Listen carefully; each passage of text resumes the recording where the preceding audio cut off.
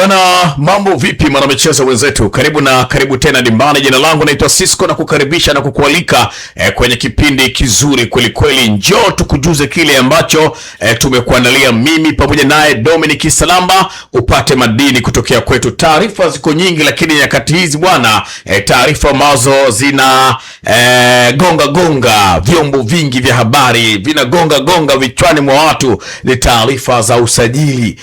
Ni nani anakwenda wapi, nani wanachana na nani, basi mambo yako namna hiyo. Sisi leo tumekuandalia taarifa nyingine kubwa kweli kweli ya usajili wa kocha ndani ya kikosi cha Young Africans. Sasa taarifa zilikuwa zinaeleza kwamba Kishingo anatajwa mitaa Twiga na Jangwani, lakini pia kuna wakati alitajwa mwalimu Nasli Nabi na walimu kadha wa kadha barani Afrika. Sasa taarifa zinaweza zikabadilika muda wowote, kwa sababu kuna taarifa za uhakika kweli kweli zinaeleza kutokea kwenye vyanzo vya uhakika kwamba Young Africans sasa wamesalia na makocha wachache mno, lakini miongoni mwa kocha ambaye anapewa nafasi kubwa ya kuweza kuwa kocha mkuu wa klabu ya Yanga ni mwamba Hailedin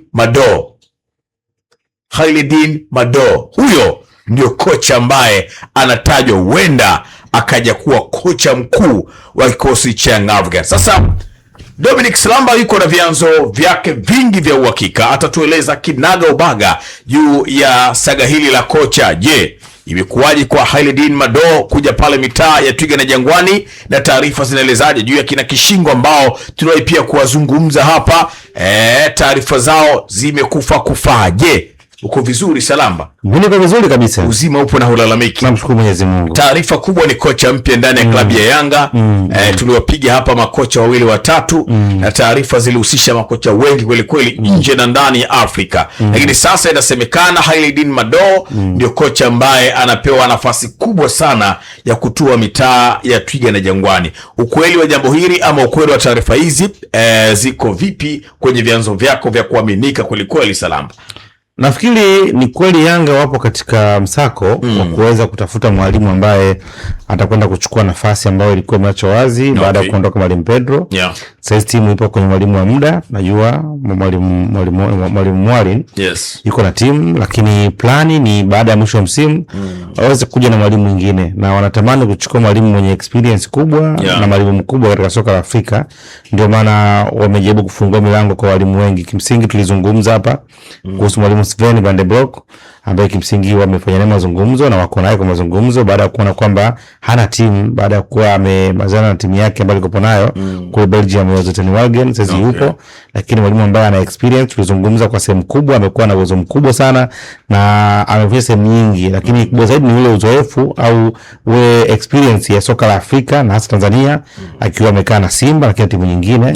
Kwa Yanga walijaribu kuzungumza naye na bado wapo katika mazungumzo naye, lakini pia huyu mwalimu namzungumzia Hailedin Mado ni miongoni mwa walimu ambao Yanga wamejaribu kumtafuta au kumtaji mara mbili. Yaani tunavyozungumza kuna 2 times Yanga walimtaji huyu mwalimu, lakini ilishindikana. Mara zote mbili ilishindikana kutokana na mazingira ambayo mwalimu Yanga walikuwa na uharaka kuliko mazingira ambayo alikuwa naye. Mara ya mwisho hapa kabla hajakuja huyu mwalimu aliyepita wa Yanga, maana yake walishamu approach, lakini kwa bahati mbaya akaomba apewe muda kama wiki 2 mbele ili akamilishe matatizo yake ya kifamilia, lakini muda ulikuwa sio rafiki, ikabidi Yanga wakachukua mwalimu mwingine.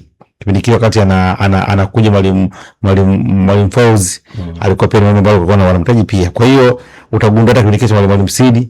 Kwa hiyo walikuwa wamemtaka muda mrefu, lakini haikuwezekana. Baada ya kuwa na muda umepishana, mwalimu huyu akawa, huyu mwalimu ni Mwalgeria, akawa ameondoka na kuelekea kule Al Nassr kule nchini Libya.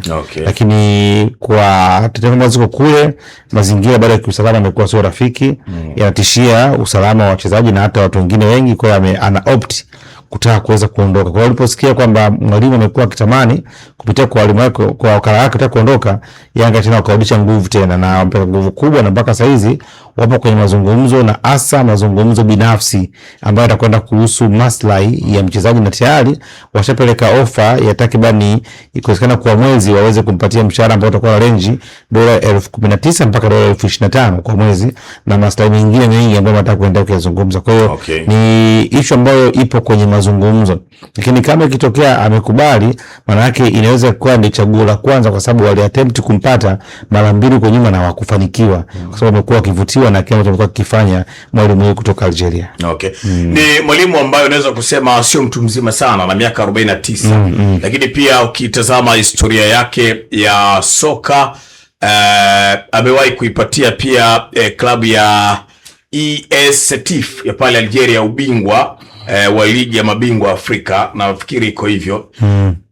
Rekodi hizi zinatosha, ama Yanga labda unahitaji mwalimu ambaye ana ubingwa mara nyingi? Sikumbuki kama alishawahi kuipatia pia timu nyingine ubingwa wa Afrika zaidi ya Setif ya pale kwao Algeria. Yani kufika tu hatua ya fainali ya michuano ya Afrika tayari ni mafanikio makubwa sana kwa upande wa soka la Afrika. Maana yake unakuwa yani hauwezi kufika tu fainali ukiwa hujakutana na timu ngumu, haujapita kwenye njia ngumu. Lakini pia haishi tu kuangalia umechukua ubingwa.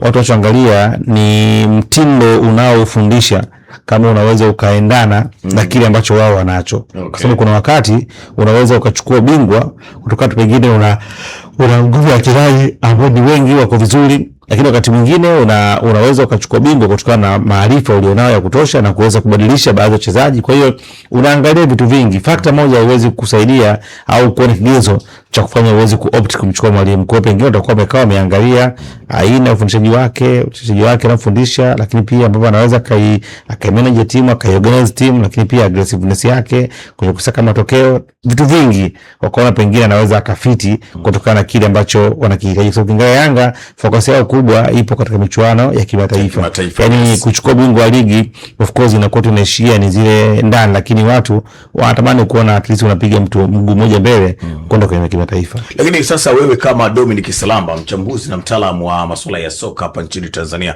kwa muda mrefu sana, kwa mujibu wa research yako, labda unadhani ni miongoni mwa walimu ambao wanahitajika kwa sasa ndani ya kikosi cha Young Africans? Binafsi ninamuona kama ni mwalimu mzuri kwa sababu kutokana na aina ya mpira, lakini pia unajua moja ya tamaa au shauku ya viongozi wa klabu Yanga ambao mimi ninaiona binafsi ni kwamba mara nyingi wamekuwa wakikwama kupata matokeo kwenye timu kutoka Afrika Kaskazini. Ndio kwa maana ambayo wanapatia ugumu sana.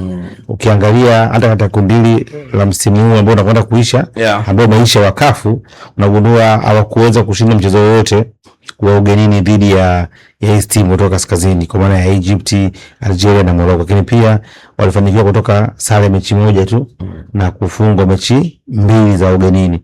Na pengine hapo ndio ilikuwa ni sehemu ambayo ilifanya turning point ya kuweza kushinda kuingia katika hatua ya robo finali. Kwa hiyo kuna kitu hizi timu at least wanakuwa watuzidi. Mara nyingi ukiona kuna timu za kutoka Afrika Kaskazini ziko na timu zetu hizi, basi tunakuwa tuna wakati mgumu sana. Kwa hiyo maana yake mtindo wa uchezaji umekuwa kidogo au ushabiani na ambao sisi tumekuwa tukicheza. Kwa hiyo ukipata mwalimu ambaye anataka katika maeneo na ukampa resource na ukaweza kumpa ushirikiano, anaweza kusaidia kupatia baadhi ya siri ambazo kufanya iweze kuwa rahisi uweze kuvuka, kwa sababu ili uweze kuchukua bingwa wa Afrika lazima uhakikishe kwamba una uwezo kuwafunga hawa watu. Sababu hakuna mwaka ambao unakwenda kufika finali, ni mara chache sana wakutana timu za kutoka kanda nyingine. Yaani timu kutoka South Africa, Tanzania ziingia finali ni ngumu sana. Yaani itakuwa tu Zamalek finali. Yaani lazima utakutana na mmoja wapo, yaani lazima ukutane nao. Na kuangalia safari hii katika hizi nusu finali hizi mbili ya klabu bingwa na kombe la shirikisho zilikuwa zimetawaliwa na hao wenyewe. Hata finali kombe la shirikisho waliingia wao wenyewe. Zamalek nafikiri na USM Alger ndio waliingia finali. Ukija kwa upande wa klabu bingwa ndio anaingia Mamelodi na nani bado na FAR Rabat. Kwa katika timu 4 za michuano mikubwa, timu 3 kutoka kwa ule. Kwa hiyo kama unajipanga kwenda kufanikiwa katika level ya nusu finali, ni lazima uwe na capacity ya kuweza kuwawini hawa, uwe nyumbani au away. Ndio siri pekee. Ukifanikiwa kwenye kudhibiti huo ukanda, maana tayari wewe unapata matokeo. Na ndio ambacho mfanikiwa Mamelodi. Mamelodi anafanikiwa kuwadhibiti hao jamaa. Yeye anafanikiwa anza kawafunga nyumbani kwao, anaweza katoka sare nyumbani kwao, anaenda na uwezo nao. Sio Egypt, sio Algeria, sio Tunisia, sio Morocco. Kote anaweza kufanya vizuri. Hata juzi hapo kwenye bingwa tunazungumzia, amechukua wapi? Amechukua Morocco. Katika ardhi ya Morocco anatangazwa kwa bingwa Afrika kwa mara ya pili. Kwa hiyo unaweza ukaona kwamba siri kubwa iko kule. Kwa hiyo na Yanga nao wanatamani basi waweze kupata yale maarifa au baadhi ya mbinu kutoka kwa walimu ambao wanatoka kwenye hizo kanda, ili iweze kuwa sababu ya wao kuwatengenezea njia ya kwenda nusu finali kama sio finali. Sawa, mimi Salamba nimekuelewa vizuri sana juu ya kocha huyu ambaye anayetajwa pale mitaa ya Twiga na Jangwani. Lakini kuna swali langu pia lingine la msingi sana. Young Africans bado wanapambana kutafuta kocha, na mwalimu huyu kutoka Algeria anatajwa kuja kuchukua mikoba ya kuwa kama kocha mkuu ndani ya timu ya Young Africans. Lakini Young Africans wanahusishwa na tetesi nyingi kweli kweli za usajili, na nyingine inaonekana deal done kama Mkenya yule, kwamba Burkina Faso ambaye anatoka Kenya polisi.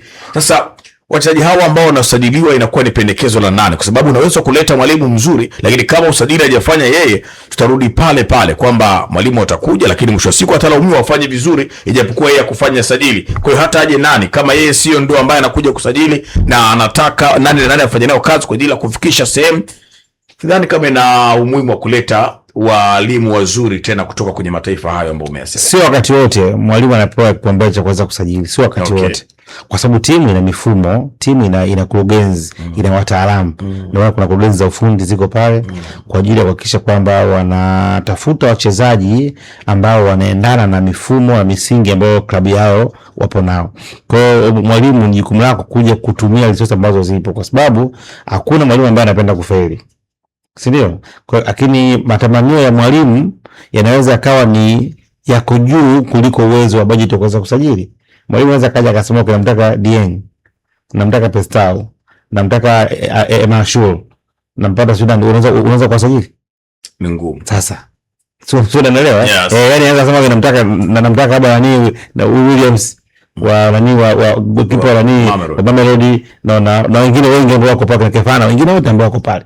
Kwa hiyo sio wakati wote. Ulaya ambako wamepiga hatua kubwa ya kimaendeleo ndio wamekuwa na hizo nguvu za managers, lakini pia kwa sababu vitengo vyao vile vya ufundi viko very stable. Yani wale wametengeneza misingi. Leo iangalie Arsenal kwa miaka yote unaoiangalia, style yao kisha ni ile ile. Waangalie Man U ni ile ile. Liverpool kwa wana misingi ya muda ambao wameweza kujiwekea kama timu. Lakini si kwetu bado. Kwa hiyo bado management, bado viongozi wataendelea kuweza kustruggle. Lakini pia wakati mwingine hizi sajili za mapema inakuwa ni kuweza kukimbia ile competition, ule ushindani, kwa sababu bado wachezaji wazuri Afrika hawako wengi katika level ya juu. Kwa vipaji vingi sana lakini vinaishia katikati, yani havimachui. Mwanzo kukuta katika wale wa Serengeti Boys ambao waliona katika mechi finali ya kule Morocco, katika wale wote unaweza shangaa mmoja tu ndio kaja kumuona katika soka la kiushindani. Au usimwone kabisa. Yani wale wote uliona pale. Sasa katokea mmoja tu kaja akaexist baada ya kametano mbele. Au usione kabisa. Kwa hiyo vipaji vingi vile vinaibuka, alafu vikifika katikati kwenda juu vinashindwa, vinaanguka tena. Kwa hiyo ni changamoto. Kwa hiyo wakati mwingine timu zinakuwa zinawahi ili kuepuka ile pressure, na ukiwa na nguvu ndogo ya ile financial muscles itakufanya uweze kuwahi, kwa sababu ukichelewa watu wengine wakiingia wakileta nguvu yao, wewe nguvu yako ni ndogo, uweze kupambana. Kwa wakati mwingine ni mbinu ambayo timu inakuwa inaitumia kuweza kumwezana mapema ili kuepusha ile pressure. Hivi fikiria bado siku mbili za usajili, ujasajili mshambuliaji na hauna mshambuliaji, unakwenda sokoni kwa mtu ataka kuomba dola 400, unakosa nafasi ya kuanza kubageni kwa sababu muda uko nje ya kile ambacho unahitaji. Kwa hiyo ungekuta kwamba unatumia gharama kubwa kwa watu ambao pengine ungepata nafasi nzuri, ungefanya nao adjustment na ukachoka bei rahisi. Kwa hiyo wakati mwingine iko hivyo. Kwa hiyo sio wakati wote kocha anaweza akawa ndio kipaumbele. Yeye atakapofika tu atapewa profile, lakini pia ataiangalia timu, na ndio maana pre-season ataangalia hapa hizo ya sehemu gani na kuweza kuendelea. Bana, mimi nikukumbushe tu ya kwamba hiki ni kipindi ambacho kinakujia moja kwa moja, lakini wewe pia una nafasi nzuri ya kuchangia kwenye hapo comment. Unaweza ukatuambia kile ambacho unakiona kutokea kwetu, lakini pia na maudhui pia yenyewe ya kipindi yamekaa vipi. Lakini ni kuambie tu ya kwamba tetesi ni nyingi na bado tunaendelea pia kuzikusanya na kukuletea kwenye sebule yako, kwenye gari yako, popote pale ambapo unatufuatilia ulipo. Basi na sisi taarifa zetu wana zitakufikia vizuri kweli kweli. Mimi pamoja naye Chifu Nzobane kama Zuu Mfela.